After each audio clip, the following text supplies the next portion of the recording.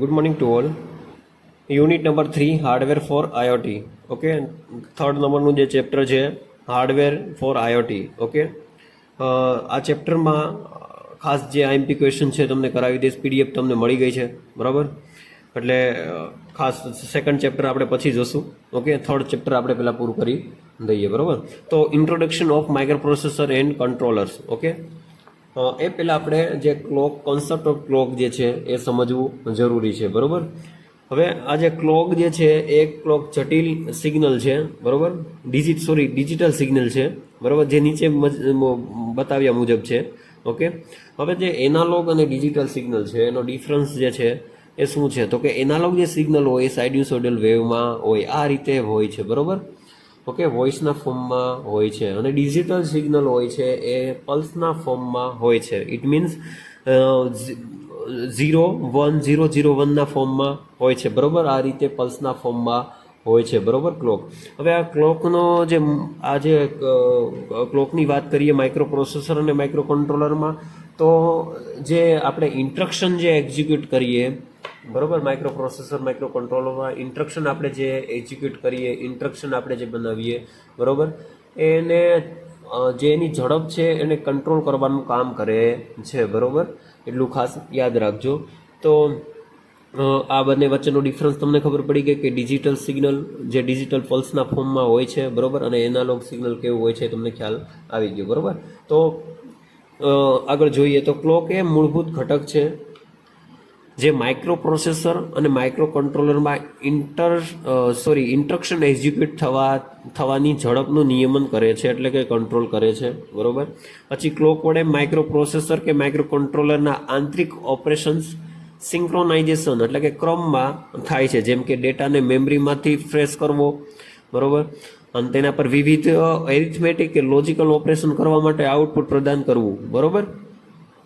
પછી ક્લોક વડે micro processor અને માઇક્રો કંટ્રોલર પેરિફેરલ ડિવાઇસ જેવા કે કીબોર્ડ છે, માઉસ છે, મોનિટર છે, મેમરી છે, એ વચ્ચે સિંક્રોનાઇઝેશન થાય છે. પેરિફેરલ ડિવાઇસ શું છે તમને આગળના ટોપિકમાં તમને કહો પેરિફેરલ ડિવાઇસીસ શું છે. અત્યારે ખાલી એટલું યાદ રાખો કે પેરિફેરલ ડિવાઇસ એટલે કે કીબોર્ડ, માઉસ, મોનિટર, મેમરી, બરાબર, આ વચ્ચે બધું હોય છે, પેરિફેરલ ડિવાઇસ કહેવાય, બરાબર.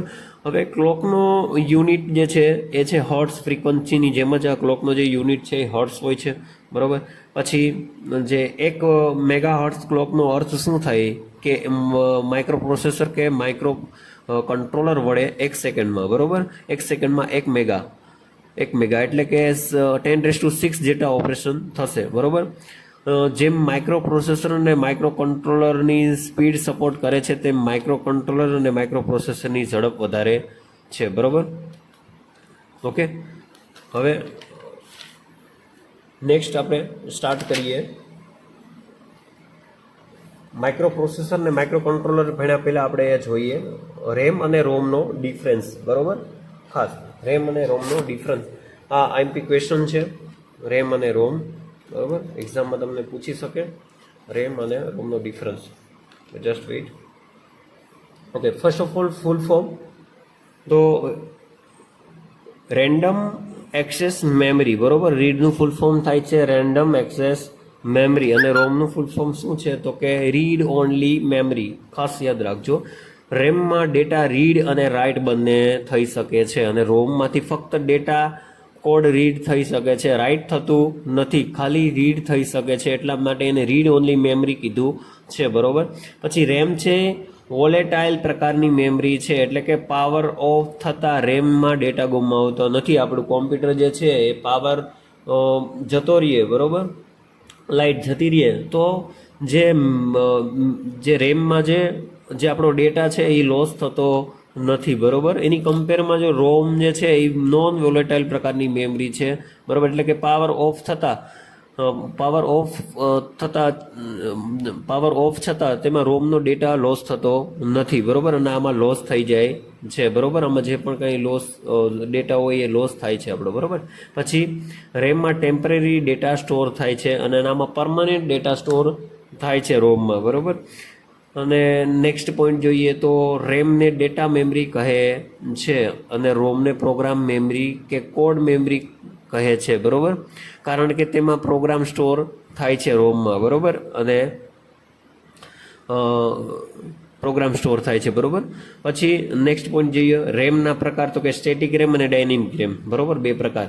અને રોમના જો પ્રકારની વાત કરીએ તો માસ્કેટ રોમ, પ્રોગ્રામેબલ રોમ, ઈ પ્રોમ, ડબલ ઈ પ્રોમ, બરોબર, અને ફ્લેશ રોમ, બરોબર. આ એના પ્રકાર છે રોમના, બરોબર.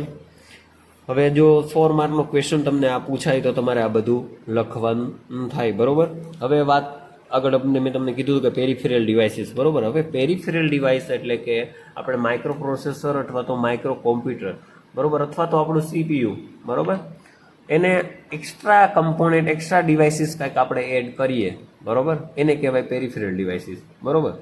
ફોર એક્ઝામ્પલ, મારું પીસી છે, મારું સીપીયુ છે, એમાં હું પેન ડ્રાઈવ અટેચ કરું તો એ પેરિફેરલ ડિવાઇસ થયું, બરોબર. મારું કોમ્પ્યુટર જે છે એમાં હું એક્સ્ટ્રા, ઇટ મીન્સ માઉસ છે એ એડ કરું અથવા તો કીબોર્ડ એડ કરું, બરોબર, સાઉન્ડ એડ કરું, સેન્સર એડ કરું, આ બધું અલગથી કાંઈ એક્સ્ટ્રા હું એડ કરું એને કહેવાય પેરિફેરલ ડિવાઇસીસ, બરોબર.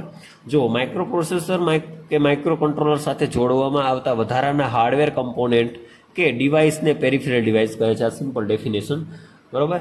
પછી સેન્સર, એક્ઝામ્પલ તરીકે સેન્સર છે, એક્યુરેટર છે, ડિસ્પ્લે છે, કીબોર્ડ છે, મોનિટર છે, એલઈડી છે, printer, scanner, graphic card, Bluetooth module, wifi module, mouse વગેરે પેરિફેરલ ડિવાઇસ છે જેના વડે માઇક્રો કંટ્રોલર કે માઇક્રો પ્રોસેસર રિયલ વર્લ્ડ સાથે ઇન્ટરેક્શન, ક્રિયા પ્રતિક્રિયા કરી શકે, બરોબર. પેરિફેરલ ડિવાઇસને લીધે માઇક્રો પ્રોસેસર અને માઇક્રો કંટ્રોલરની ક્ષમતામાં વધારો થાય છે, બરોબર. તો ખાસ આજે સમજવા જેવું છે કે પેરિફેરલ ડિવાઇસીસ શું છે, બરોબર. નેક્સ્ટ આપણે જોશું ડિફરન્સ બિટવીન માઇક્રો પ્રોસેસર અને માઇક્રો કંટ્રોલર. ઓકે, આજના દિવસમાં આટલું રાખીએ. Thank you.